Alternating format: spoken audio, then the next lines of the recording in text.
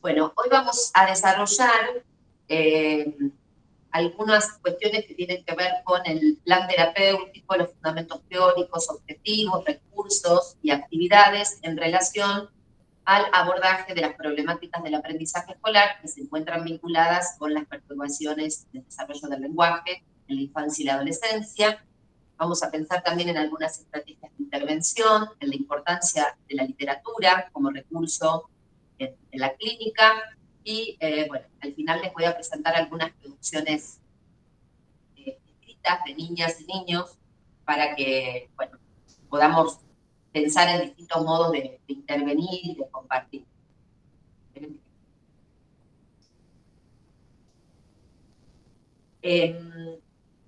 Este proceso, creo que hay alguien que quiere ingresar.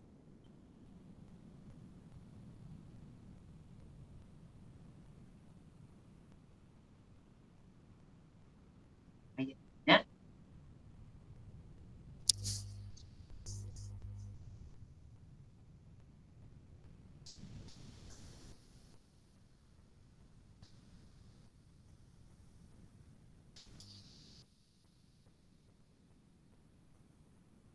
Este proceso se inicia con la entrevista a la familia de la niña, el niño o el adolescente. Debemos realizar, por supuesto, encuentros con la escuela, con la institución educativa, para conocer la historia escolar de ese sujeto, el modo en que está transitando sus aprendizajes.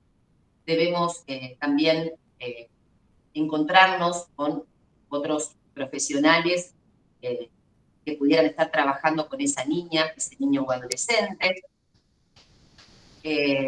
y desarrollar, por supuesto, el proceso de evaluación diagnóstica, comunicar el diagnóstico a la familia, a la institución escolar, para entonces poder desarrollar el plan terapéutico que pensemos para ese sujeto en particular.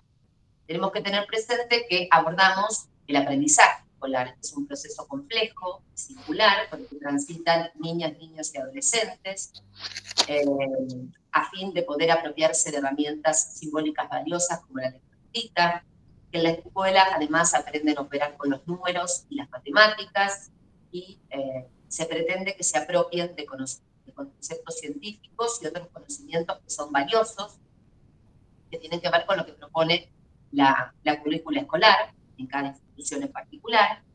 Y además debemos abordar el aprendizaje de la lengua escrita, ¿sí? Y entendemos que ese proceso también ha tenido singularidad y diversidad, porque todas las niñas y todos los niños son diferentes y por lo tanto también lo son sus tiempos de aprendizaje. Y valoramos esto que dice Rosa Blanco, cuando nos recuerda que las diferencias son inherentes a todos los sujetos y a todos los aprendizajes. Es algo que debemos tener siempre en cuenta al momento de pensar en el abordaje terapéutico y en el acompañamiento que necesitan algunas niñas, niños y adolescentes para alfabetizarse y continuar aprendiendo en la escuela. Vygotsky nos dice que el aprendizaje se gesta siempre en la comunicación verbal entre las personas, es decir, en los intercambios que acontecen en las prácticas sociales compartidas, y sabemos entonces que el lenguaje cumple un rol fundamental en todos los aprendizajes, incluidos el aprendizaje escolar o pedagógico, porque el lenguaje es la herramienta simbólica privilegiada con la que contamos las personas para comunicarnos, para construir lazos con otras personas, para expresar lo que sentimos y pensamos, para comprender lo que otros intentan decirnos, para representar, para simbolizar, para darle forma al pensamiento, para construir nuestro propio mundo interior como un espacio de reflexión, porque nos permite organizar nuestro comportamiento, la atención, la memoria, y porque además interviene en el proceso de construcción de la lectura y la escritura y también de la apropiación de los conceptos científicos. Entonces, tomamos en cuenta aportes de diferentes autores que nos permiten comprender esta complejidad y tenerla en cuenta al momento de planificar los objetivos, los recursos y las actividades que vamos a desarrollar. Tenemos en cuenta la propuesta de Ferreiro, porque entendemos que el proceso de aprendizaje de la lengua escrita implica una construcción activa por parte de las niñas y los niños, que deben comprender que la escritura y la lectura difieren de la oralidad, porque tienen sus propias normas, convenciones, y porque la lengua escrita tiene un funcionamiento interno singular.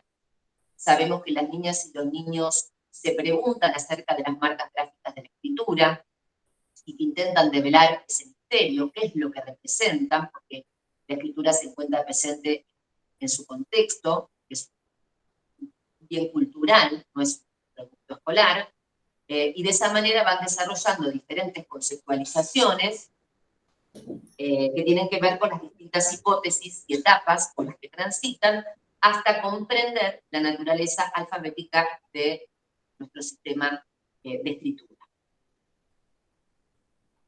Tomamos en cuenta los aportes de Sara Paín, que entiende que el aprendizaje escolar se inscribe en la dinámica de la transmisión de la cultura y de la educación de una determinada comunidad y que acontece en un determinado momento histórico, que se trata de un lugar de articulación de esquemas donde coinciden un momento histórico, un sujeto, un organismo y una etapa genética de la inteligencia, y que para comprender las dificultades que pueden acontecer en el aprendizaje escolar es necesario entender que existen diferentes factores que pueden intervenir, los factores orgánicos, psicógenos,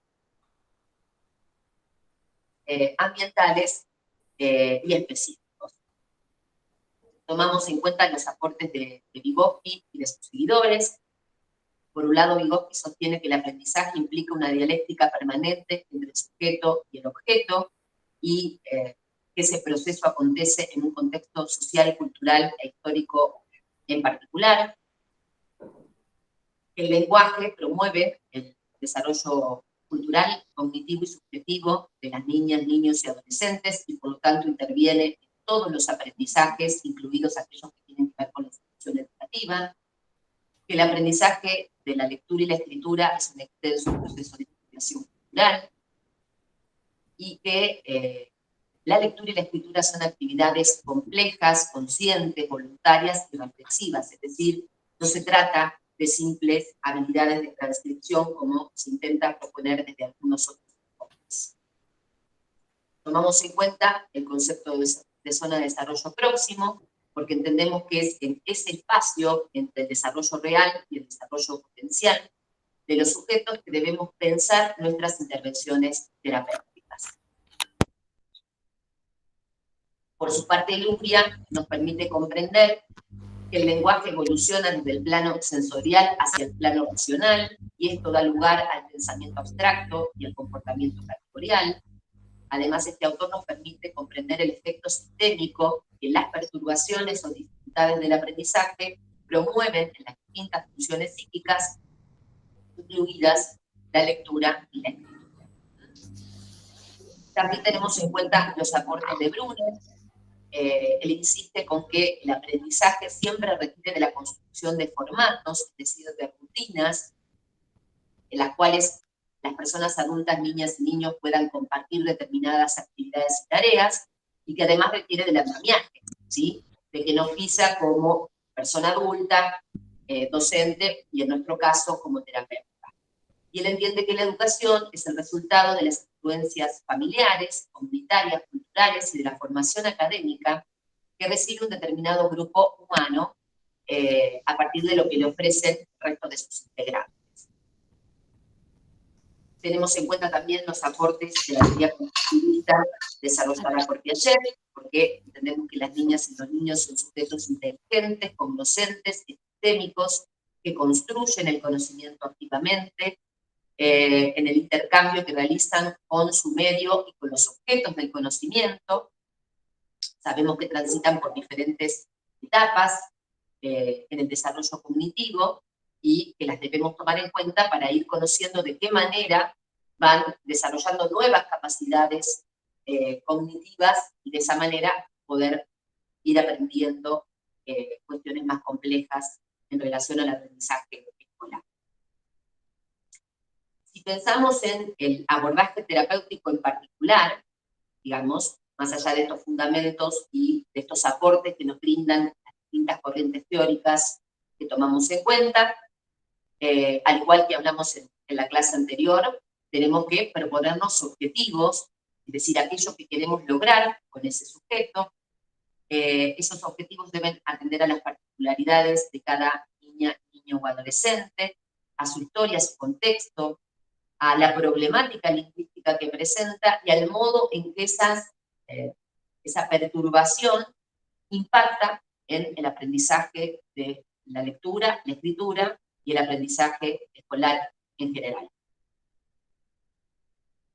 Luego seleccionamos recursos y desarrollamos actividades para poder cumplir o para poder llevar adelante esos objetivos que nos hemos propuesto. Si pensamos en algunos objetivos a modo de ejemplo, podríamos decir los siguientes.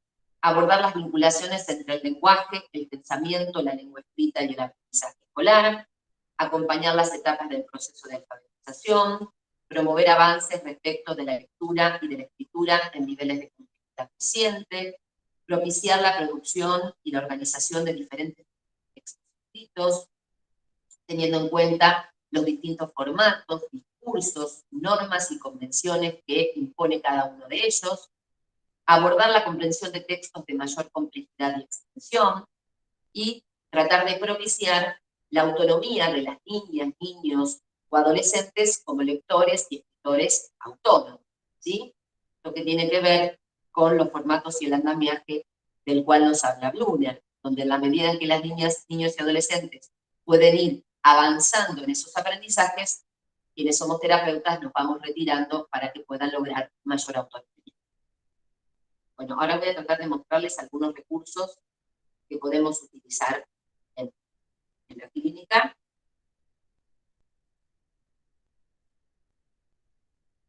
En relación a la lectura, la escritura y el aprendizaje escolar.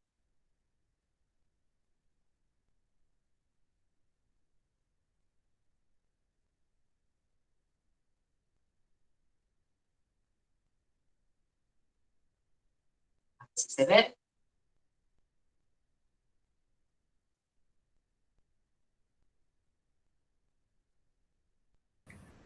Ahí está cargando, Fer. Sí, ahí está. Bueno, tenemos las letras de goma, que pueden venir en otro formato, de madera, de plástico, digamos, hay diferentes formas en las que aparecen. Las letras de goma las podemos utilizar para construir palabras y también para leerlas, dependiendo de las edades de las niñas, niños o adolescentes, del proceso que estén transitando en relación a la alfabetización. Podemos, por ejemplo, proponerles palabras que les interesen, podemos ayudarlos a encontrar esas letras, armarlas, luego leerlas. Podemos también nosotras armar palabras para que sean leídas por las niñas y los niños. El bogle, que a veces tiene también otros nombres, como ven, son cubos que tienen en cada lado una letra, lo podemos usar en un sentido similar, en esto de poder construir palabras de una manera más libre, que no es el mismo caso del cubiletras. El juego lo que tiene son tarjetas que tienen un dibujo, tienen la palabra escrita y están los cubos con las letras para poder armarla. Entonces, la propuesta esta es un poco más simple porque la mayoría de las palabras que aparecen para armar como modelo son breves y de estructura simple. Está la posibilidad de tapar la palabra justamente para que la niña o el niño no copie, sino que pueda construir, ¿no?, esa palabra que se intenta armar con los cubos. Y bueno, son interesantes para trabajar por ahí con niñas o niños más pequeños que están dando sus primeros pasos en el proceso de construcción de la lectura y la escritura, ¿sí? A ver si puedo mostrar la otra. Ahí está. Bueno, tenemos el armapalabras, que es un juego que tiene exclusivamente letras, cada letra tiene un puntaje. Es un juego donde se reparten las cartas y cada jugador intenta ir armando palabras Entonces, en vez de bajar un juego conformado por números como en otro tipo de actividades lúdicas, acá lo que hay que hacer es armar las palabras. Volvemos a lo mismo, dependiendo de la edad de esa niña, niño o adolescente, de las dificultades que presente, del momento que esté transitando en relación a la alfabetización, podemos ir estableciendo el modo de jugar. Si son más pequeñas o pequeños, si tienen mayores dificultades, si están comenzando, ¿no?, a preguntarse acerca de la lectura y la escritura. Podemos decirles que dejen las cartas sobre la mesa para ayudarlos a pensar qué palabra puede hacer, darle pistas para que ellos descubran que esas letras podrían construir una determinada palabra, y en otros casos, bueno, se puede dar más autonomía para que puedan construirlo por sí mismos. En el caso de Tutti Frutti, si bien acá está el juego, habíamos dicho que se podía jugar desde la oralidad, también lo podemos hacer desde la escritura. En el caso de este juego ya vienen las fichas armadas para poder completarlas, pero si no las podemos perfeccionar de acuerdo a las categorías que seleccionemos, que siempre también tenemos que pensar cuáles vamos a elegir en relación a las posibilidades y dificultades que presente esa niña, niño o adolescente. Se pueden leer las tarjetas, es decir, que ahí también trabajamos la lectura, pero hay que tener en cuenta que en el caso del Tutti Frutti está escrito en imprenta minúscula, ¿no? Entonces, bueno, puede haber algún momento en el que ese sujeto todavía no pueda leer esa tipología, y entonces somos nosotras o nosotros quienes las leemos. En el bucanero las categorías están escritas en mayúscula, así que podemos trabajar la lectura de enunciados breves o palabras, y más allá de jugarlo desde la oralidad, podemos construir esas palabras que remiten a la categoría que se presenta en la tarjeta con las letras que trae el mismo juego. Y después hay otro juego que se llama Oraciones Divertidas, que tiene distintas tarjetas que se pueden repartir, y bueno, cuando nos tocan esas tarjetas tenemos que tratar de armar una oración que les gusta a las niñas y niños, porque bueno, justamente como son palabras completamente diferentes y se reparten al azar, se puede construir alguna frase disparatada y entonces les resulta interesante. Y esas tarjetas están escritas en imprenta mayúscula, otra cosa que tiene como beneficio. Después tenemos otros juegos de lectura y escritura un poco más complejos. El tuyo como es y pocas pistas tienen tarjetas donde hay que leer pistas para que quien está oficiando de rival, digamos, adivine la palabra, ¿no? Están escritas en imprenta minúscula. También está la opción de leer palabras y pensar las propias pistas, que eso tiene una propia complejidad, porque bueno, ahí la niña o el niño o el adolescente tiene que pensar cuáles son los enunciados, las palabras que puede darle al otro jugador para que se adivine cuál es la palabra que corresponde. El ahorcado también tiene algunos inconvenientes en el sentido de la complejidad que propone esta actividad, porque para poder desarrollarla, este sujeto tiene que haber logrado cierta representación mental de la escritura de las palabras que desea utilizar en el juego, ¿sí? Lo que suele suceder con niñas y niños pequeños es que aquellas palabras que ya se saben cómo están escritas, digamos que las han aprendido de manera automatizada o más memorística, son las que suelen utilizar, ¿no? Lo que se puede hacer es que somos y los terapeutas quienes siempre les proponemos que ellos descubran las palabras, hasta tanto puedan hacer este tipo de trabajo más reflexivo y complejo, ¿no?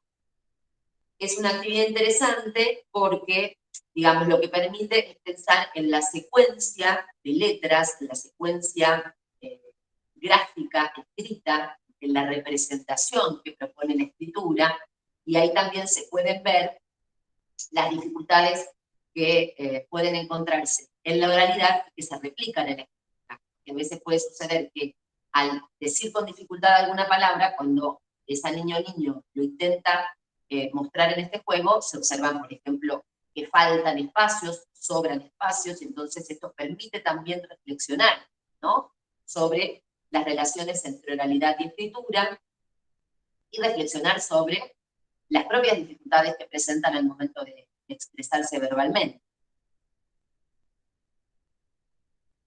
Por supuesto, vamos a tomar en cuenta la literatura, por toda la riqueza que nos propone, no solo por la posibilidad de compartir relatos, sino también de poder leerlos. Es interesante que sea de manera compartida, para que, bueno, las niñas y los niños no sientan que una está allí tomándoles una evaluación para ver cómo leen, sino que es algo que compartimos con gusto, que lo podemos contar juntos o que lo podemos leer de manera conjunta. Y bueno, por supuesto existen diferentes tipos de textos, de diferente extensión y complejidad.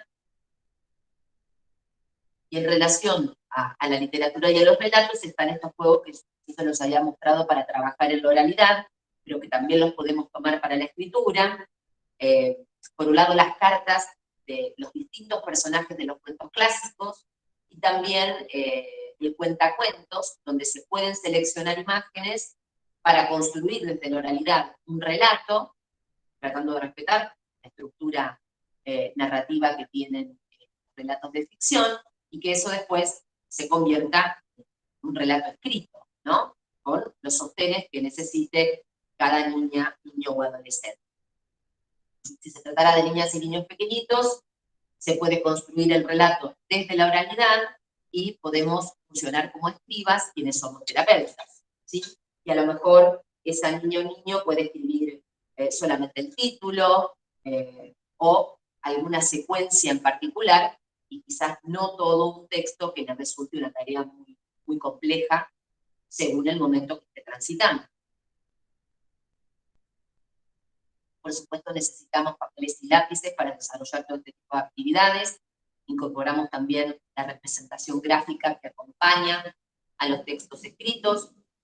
La computadora es un elemento muy valioso en aquellas niñas y niños que tienen dificultades para escribir, que tienen dificultades con el diseño de la letra, que eso les implica un esfuerzo muy grande. Además, lo que nos brinda la computadora, como puede ser algún otro dispositivo tecnológico, es que el teclado ya les ofrece toda una facilitación, porque ahí está todo el repertorio de letras para que las niñas y los niños puedan ir buscando y pensando cuáles de esos grafemas les permiten construir determinadas palabras, oraciones o enunciados que quieran ir armando en el contexto de la propuesta que podamos hacerles. Esperen que me faltó uno más. Y después tenemos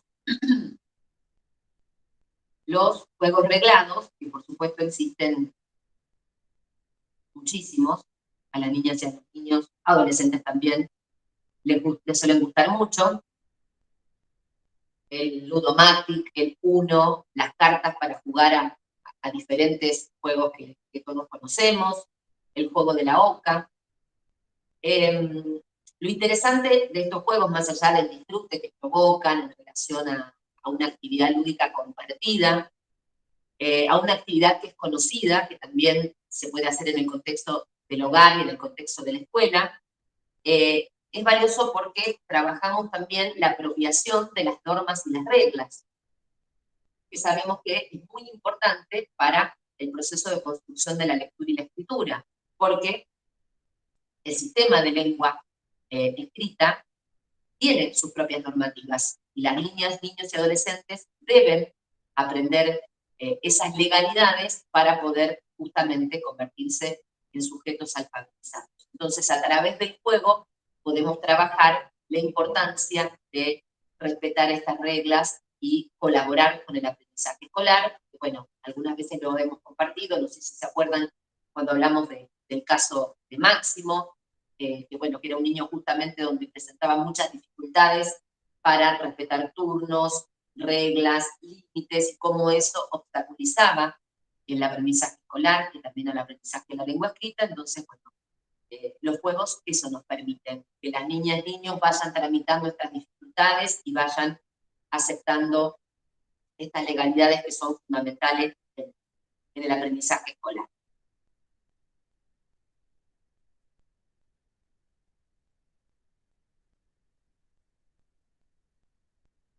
Como les decía al principio, queremos destacar la importancia que tiene la literatura en la clínica del lenguaje y del aprendizaje escolar.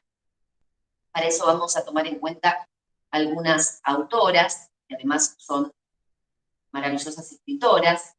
En el caso de Yolanda Reyes, es interesante las etapas que ella propone en la construcción de la lectura, son diferentes a otras.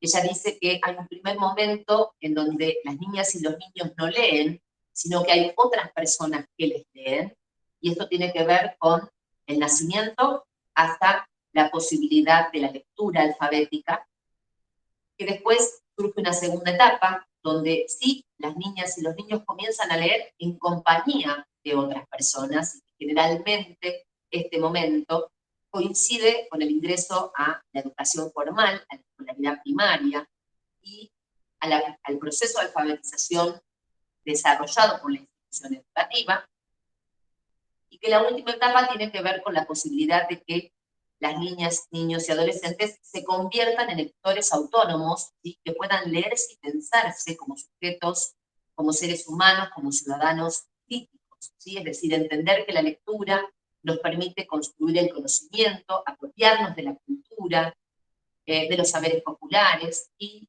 que de alguna manera aprender a leer es una actividad para toda la vida, porque eso va a depender de los textos a los que nos enfrentemos, como siempre hablamos, que pueden tener que ver, por un lado, con el género académico, cuando estudiamos y nos formamos, pero también con la complejidad que propone la literatura en sus diversas versiones. La literatura es importante porque nos permite compartir relatos y narraciones, y sabemos que esto es muy importante para la organización del lenguaje interior, para el despliegue del lenguaje verbal, para la construcción de los discursos orales y escritos. Por eso retomamos las palabras de Michel Petit, que considera que la narración es esencial para organizar nuestra experiencia humana. Brunner nos dice que el relato es nuestro medio específicamente humano de poner en orden los acontecimientos del tiempo. Y Boris Cyrulnik, que trabaja sobre la resiliencia, también dice que la narración es fundamental para poder tratar de iluminar esos momentos complejos que han atravesado algunas personas, que la herramienta para poder justamente desarrollar esta capacidad de resiliencia tiene que ver con la narración, con la posibilidad de ordenar esos acontecimientos complejos y de poder narrarlos. Si bien él toma algunas situaciones muy críticas y muy traumáticas de niñas, niños y adolescentes, me parece que es interesante su aporte, porque muchos de los sujetos con los cuales nos encontramos tienen que sobreponerse a muchos obstáculos a los que se han enfrentado en su vida y en su historia escolar, porque suelen estar expuestos a permanentes frustraciones y fracasos, y de alguna manera, bueno, tenemos que acompañarlos en ese proceso, demostrándoles que confiamos en ellas y en ellos, y que es posible aprender a pesar de cualquier cosa. María Teresa Andrueto destaca la importancia de la literatura y nos dice que los lectores vamos a la ficción para intentar comprendernos, para conocer algo más acerca de nuestras contradicciones, miserias y grandezas, es decir, acerca de lo más profundamente humano. El relato de ficción sigue existiendo como producto de la cultura, porque viene a decirnos acerca de nosotros de un modo que aún no pueden hacerlo las ciencias y las estadísticas. Digamos que además la literatura eso nos permite, un encuentro genuino con niñas, niños y adolescentes en relación a las temáticas, a las tramas que aparezcan en los textos o en los relatos que podamos escribir. ¿Sí? Scliar insiste con que la literatura y el encuentro con los libros debe ser siempre una experiencia de lenguaje, de pensamiento y de sensibilidad. ¿Sí? No debe ser una cuestión instructiva, sino que permita transformar nuestras palabras, nuestras ideas y nuestros sentimientos. Existen infinidad de recursos literarios, cuentos de animales, cuentos con sonidos, cuentos clásicos, leyendas, fábulas, historietas, libros álbum, ¿sí? Hay muy lindas propuestas, pero también podemos apelar a otro tipo de textos para mostrarles a las niñas, niños y adolescentes que existen distintos géneros discursivos. Podemos tomar en cuenta los textos escolares, los manuales, los diccionarios, los diarios, las revistas, los textos instructivos que nos permiten llevar adelante una receta o poder armar un determinado objeto. Si nos remitimos exclusivamente a la literatura, es importante tomar en cuenta algunas cuestiones. Es interesante buscar que esos textos o libros que elijamos aborden temáticas que conmuevan, que motiven, que interesen, que les preocupen a las niñas, ¿no? Pensando en esto que decíamos antes, ¿no? Donde ese encuentro con el texto sea una verdadera experiencia de lenguaje, de pensamiento y de sensibilidad. Tenemos que evaluar los textos, cómo han sido escritos, pensando en su complejidad y su extensión, y viendo las posibilidades y dificultades de cada sujeto en particular. El lenguaje vinculado a la lengua, porque existen muchos textos que son lindos, pero que por ahí, digamos, utilizan términos, expresiones, tiempos verbales que nos resuenan como muy ajenos, no son cercanos a nuestro propio español. Pensar en las tipologías de letras, ¿sí? Esto que hablamos siempre, la letra mayúscula es mucho más inclusiva, permite que la mayoría de las niñas, niños y adolescentes puedan leerlo, pero también, por supuesto, podemos incorporar textos con otro tipo de letras para otros momentos del abordaje. Prestar atención a las imágenes, a las ilustraciones. A veces suelen ser confusas o no son muy agradables o muy interesantes en relación al texto escrito. A veces pueden ser muy claras, muy lineales, muy literales, y esto es facilitador para las niñas y niños pequeños porque, bueno, a través de esas imágenes pueden ir relatando la historia, aunque todavía no puedan leer pensándolo en términos alfabéticos. Y hay otras veces que las imágenes, digamos, completan el sentido del texto que está escrito, es decir, le implican al sujeto un trabajo de reflexión y de inferencia, cosa que es muy interesante. Y algo también a tener en cuenta es que, bueno, ahora hay tanta variedad en relación a la literatura infantil que es bueno por ahí ir conociendo a las autoras, autores, ilustradoras, ilustradores y las editoriales, porque, bueno, nos pueden ofrecer propuestas diferentes y de alguna manera también vamos aprendiendo, ¿no? Que, cuáles nos gustan más, cuáles no nos gustan tanto, cuáles nos parecen más interesantes para la infancia y la adolescencia, más allá de que, por supuesto, esto tiene que ver con la subjetividad de cada una de nosotras y nosotros, ¿no? Pero bueno, lo que quiero decir es que, por suerte, hay linda oferta para las niñas, niños y adolescentes. Entonces, bueno, podemos ir a las librerías, mirar, buscar, para conocer, y vamos armando una propia biblioteca para las niñas y niños con los que trabajamos. Ahora les quiero mostrar algunas producciones escritas por niñas, niños y adolescentes. Ahí va.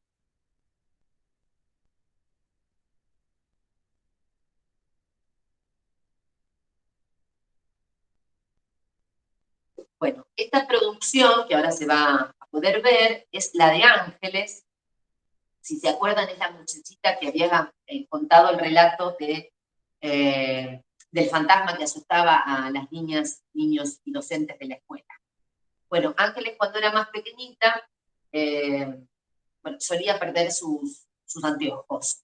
Y un día llega al consultorio, bueno, un poco más tarde que de costumbre, había sucedido nuevamente, no encontraban sus lentes, pero en esta ocasión, cuando yo le pregunto a ella qué era lo que había pasado, bueno, sucede esta maravilla, que Ángeles apela a la literatura para encontrar un mejor argumento y entonces, bueno, salirse de ese brete y tratar de que su mamá no estuviese tan enojada.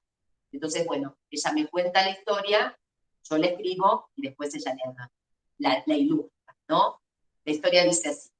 Había una vez un lobo que se comió los lentes de Ángeles, fue hasta su casa y también se comió las papas fritas, un pastel, tomó coca y una mamadera. Después de comerse todo, se fue al bosque. Por eso ahora Ángeles no tiene sus lentes, porque el lobo malo se los tragó. Por suerte la mamá de Ángeles, que antes gritaba y lloraba porque los lentes perdidos eran muy caros, ya no está enojada, está feliz porque Ángeles no los perdió. Fue el lobo quien se los comió. Entonces ahí se ve la ilustración que hizo Ángeles, donde está el lobo y tiene en la panza sus anteojos.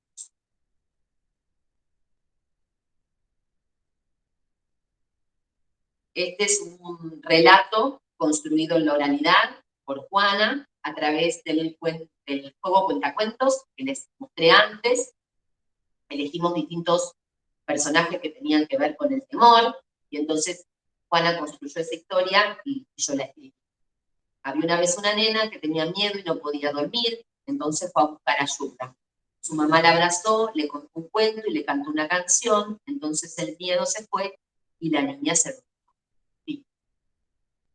Fíjense que esto que estamos mostrando, incluso la siguiente producción, es de lo que nos habla Clear y Andruelo y también Petit y Druck, ¿no? A partir de esta propuesta que le hacemos a las niñas y los niños, muchas veces en ese relato aparece su propia historia, sus propios temores, preocupaciones e inquietudes, ¿no? Y eso también es lo que nos permite la literatura. Construimos un relato donde hay un personaje que tiene un problema, pero que por suerte vamos a poder encontrar una solución, ¿no? En ese sentido, la literatura permite también construir otros mundos posibles, otras realidades más amables, algo similar de lo que provoca el juego en la infancia. Por eso es tan valioso como recurso. Algo similar puede producir Marcos con ese mismo recurso del cuentacuentos. Él escribe esta historia que se llama El cuco de la oscuridad. Había una vez un niño que le tenía miedo a la oscuridad y a la soledad, porque cada noche cuando se acostaba en su cuarto aparecía el cuco, que siempre estaba escondido debajo de la cama.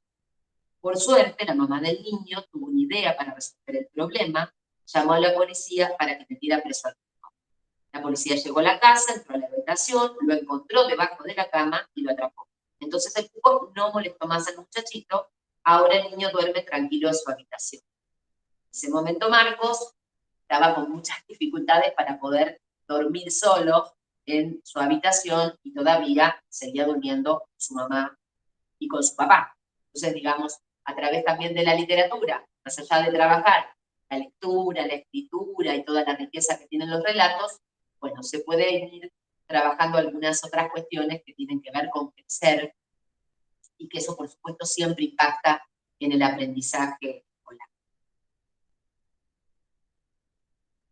Julia ya ahora es una adolescente, pero bueno, cuando era más pequeña, estuvieron trabajando en la escuela las leyendas, y a Julia le costaba mucho comprender de qué se trataban, más allá de que siempre venía, bueno, con esta inquietud, ¿no? Que todo lo que se le proponía en la escuela a ella le resultaba difícil. Entonces, bueno, traté de explicarles que las leyendas son historias, son relatos que creamos a partir de una pregunta que nos hacemos y que tratamos de resolver esa pregunta no apelando al conocimiento o al saber, sino tratando de construir una explicación más fantástica. Entonces con Julia armamos todo un libro de leyendas que ella después llevó a su escuela, incluso pudo exponerlo frente a sus compañeros, y bueno, yo acá les comparto una, que dice así: ¿saben por qué el mar es salado? Había una vez un niño que se metió en el mar, estaba muy triste y no podía parar de llorar. Lloraba tanto, pero tanto, que volvió para siempre salado al mar. Yo le ayudé a Julia para que rimara, porque digamos, esto tenía su encanto, pero digamos, la construcción de este breve relato fue completamente autónoma por parte de ella. Y fíjense qué interesante, porque lo que tienen las leyendas, como las fábulas, es que apelan a sentidos que no son lineales o literales, y cómo ella de alguna manera puede construir algo poético, ¿no? Porque trata de explicar que el mar es salado en alusión a las lágrimas de un niño que, bueno, que quedó allí, ¿no? Entonces, bueno, también le podemos hacer una devolución a la escuela y decirle, a Julia es posible que le cueste comprender algunas leyendas, resolver algunas actividades que se le propongan, pero fíjense qué interesante las leyendas que ella misma pudo construir. Como decimos siempre, la escritura cumple múltiples funciones, las niñas y los niños lo saben, pero también tenemos que proponerles actividades y tareas para que esto puedan llevarlo a cabo. Acá tenemos algunas cartas y tarjetas, un niño que le escribe la carta a Papá Noel, una niña que le escribe una carta de cumpleaños a un amigo, otro niño que le escribe una carta a su mamá por el Día de la Madre, una muchachita que tuvo un inconveniente en la escuela y que no se anima a poder decírselo en ese momento a su docente, entonces, bueno, me lo cuenta, y yo le digo que a partir de la escritura también es posible comunicarse, y que hay veces que pasamos por situaciones difíciles que no es tan fácil de enfrentar y hacer un planteo, sobre todo si es niña o niño, tiene que decírselo a una docente, a la directora, o algún referente o persona adulta. Entonces, bueno, la escritura es también un recurso para poder comunicar y decir, tomando cierta distancia, pero no quedándonos con algo guardado, ¿no? Y además, la situación de conflicto que había sucedido tenía que ver con la historia escolar de esta niña, muy signada por estigmas, ¿no? Bueno, la que no puede, la que no sabe, la que aprende lento, la que no habla, la tímida. Entonces, bueno, fíjense lo que armó Julia, la misma niña de las leyendas. Señor Mercedes, cuando me preguntaste si me pasaba algo, no me animé a contarte que Bianca me grita y me apura. Tenía miedo de que Bianca se enoje conmigo, pero pude hablar con Mariana y me dijo que hable con vos. Por eso te pido que hables con Bianca para que no sea tan apurada. Beso enorme, muchas gracias. Mariana era su docente integradora. Ella se había animado a decirle a su maestra integradora, pero no a la docente de grado.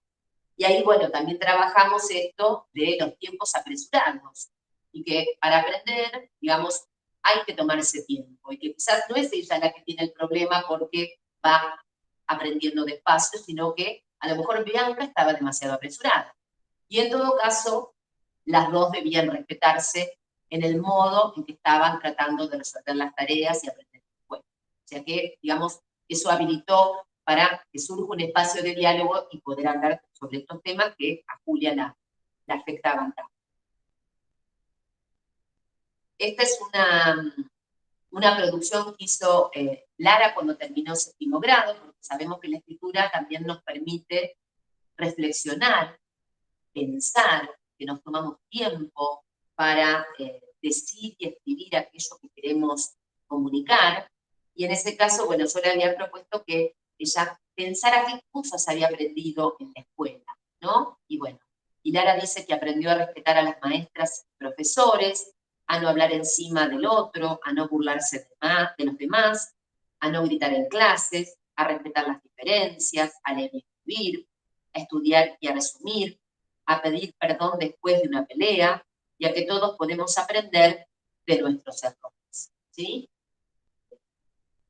La verdad que, bueno, de paso le mostramos también a la escuela que las niñas y niños allí aprenden mucho más que lo que está previsto en el calendario académico y en la currícula escolar. Bueno, después podemos ir armando secuencias en relación a un relato, a un cuento, a un texto. Este es el texto de Pablo Bernasconi, que creo que también alguna vez se los comenté. Se llama Cuero Negro, Vaca Blanca. Esta es una niña con importantes dificultades lingüísticas y que también eso impactó en el aprendizaje de la lengua escrita. Entonces ella fue dibujando la secuencia en la cual, bueno, esta vaca que intenta sacarse las manchas para ser diferente y bueno, finalmente no resulta y decide recuperar sus manchas. Ella hace los dibujos, soy yo la que escribo lo que ella me dicta en relación a ese relato, y ella etiqueta alguno de los objetos o lo más significativo de esa ilustración que hizo.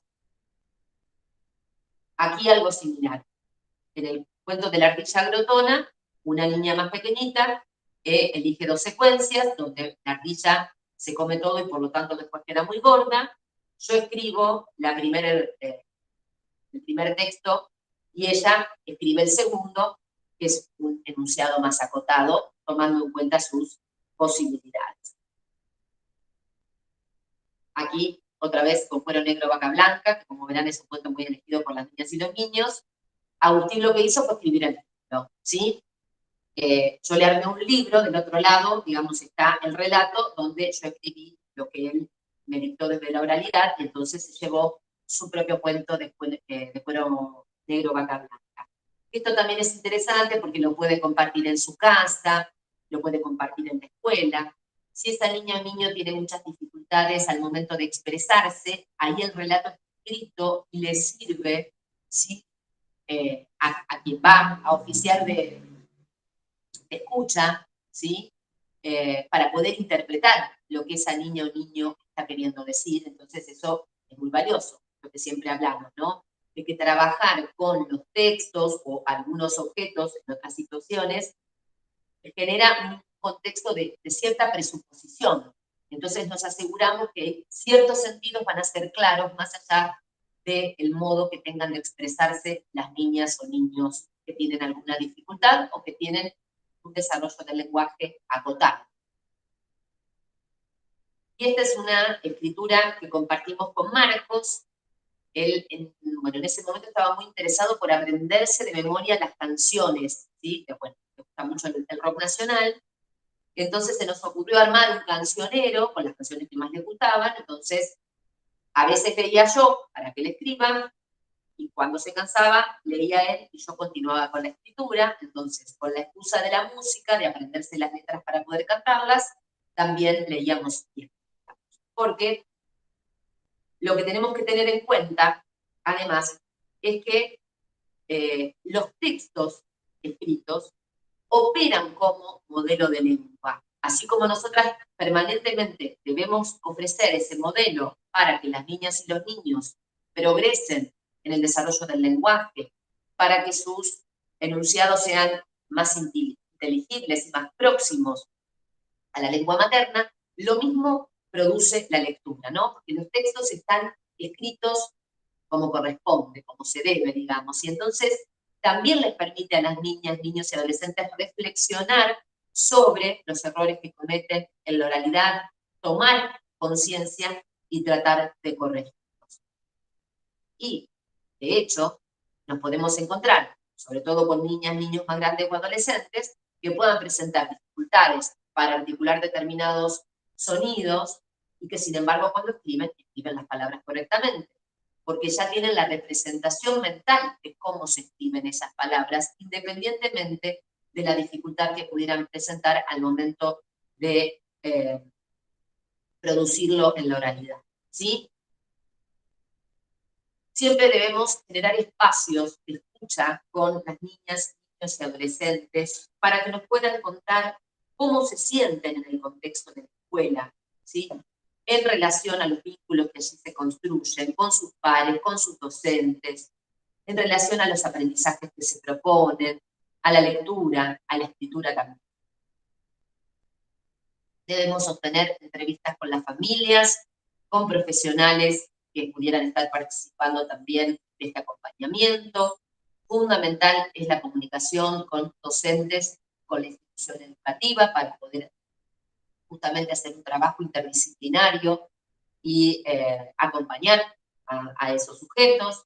Y también es importante que podamos hacer sugerencias, brindar ciertas pistas para que los docentes puedan desarrollar intervenciones pedagógicas que promuevan los aprendizajes, ¿sí? Entonces tenemos que explicarles la complejidad que tiene el lenguaje, las funciones que cumple, el impacto que genera en el aprendizaje de la lengua escrita y el aprendizaje pedagógico en general.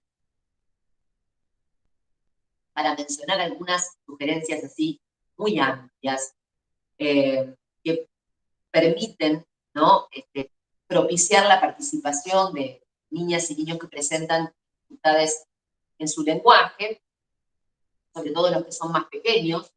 Por ejemplo, se puede trabajar con un cuaderno de notas o un cuaderno viajero, donde Las familias pueden compartir los sucesos o acontecimientos más importantes, donde aparezca algún dibujo que hizo esa niña o ese niño, o una foto, y entonces, bueno, de esta manera, la docente está comunicada con la familia por si aparecen situaciones en las que se lo quiere invitar a comunicar algo. Si ese niño o esa niña lo hace y presenta alguna dificultad para expresarse, la maestra ya tiene esa anticipación para funcionar como intérprete frente a sus compañeras y compañeros. Digamos que esa es una función que debemos propiciar en todas las personas adultas que acompañan a una niña o niño, más allá del trabajo específico que debemos desarrollar quienes somos terapeutas.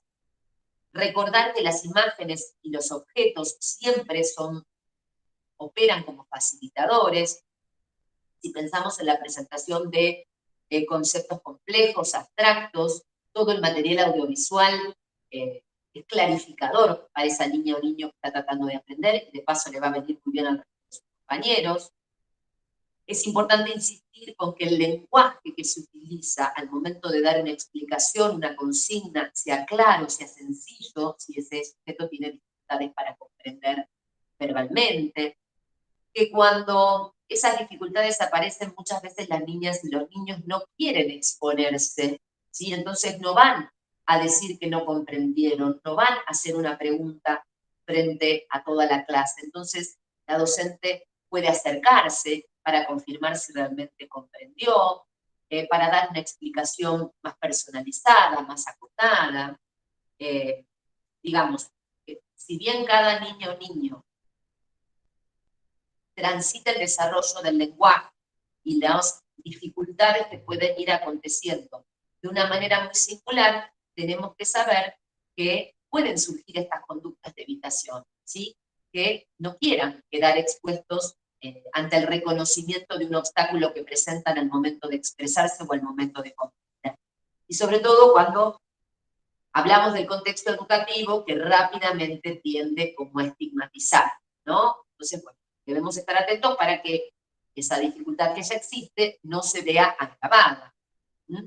Y bueno, podemos entonces acompañar a las docentes a entender de qué manera el lenguaje interviene en los aprendizajes y de qué modo ellas pueden colaborar para que las niñas y los niños puedan seguir aprendiendo.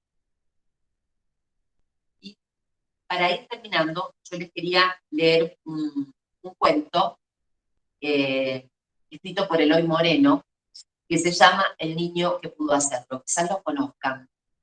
Bueno, dice así. Dos niños llevaban toda la mañana patinando sobre un lago helado cuando de pronto el hielo se rompió y uno de ellos cayó al agua. La corriente interna lo desplazó unos metros por debajo de la parte helada, por lo que para salvarlo la única opción que había era romper la capa que lo cubría. Su amigo comenzó a gritar pidiendo ayuda, pero al ver que nadie acudía, buscó rápidamente una piedra y comenzó a golpear el hielo con toda su fuerza. Golpeó, golpeó y golpeó, hasta que consiguió abrir una grieta por la que metió el brazo para agarrar a su compañero y salvarlo. A los pocos minutos, avisados por los vecinos que habían oído los gritos de socorro, llegaron los bomberos. Cuando les contaron lo ocurrido, no paraban de preguntarse cómo aquel niño tan pequeño había sido capaz de romper una capa de hielo tan gruesa. Es imposible que con esas manos lo haya logrado, es imposible. No tiene la fuerza suficiente. ¿Cómo ha podido conseguirlo? Comentaban entre ellos. Un anciano que estaba por los alrededores, al escuchar la conversación, se acercó a los bomberos. Yo sí sé cómo lo hizo, dijo. ¿Cómo? Respondieron sorprendidos. No había nadie a su alrededor para decirle que no podía hacerlo. Bueno, me parece que este texto, más allá de lo bonito, tiene mucho que ver con lo que intentamos compartir con ustedes permanentemente, ¿no? Que para poder propiciar efectos terapéuticos, para acompañar a las niñas, niños y adolescentes en su desarrollo y en sus aprendizajes, tenemos que confiar y confirmarles que son capaces de aprender a pesar de cualquier obstáculo o dificultad que pudiera presentar. Bueno, ahora si alguien quiere hacer algún comentario, alguna intervención, alguna pregunta, las escuchamos.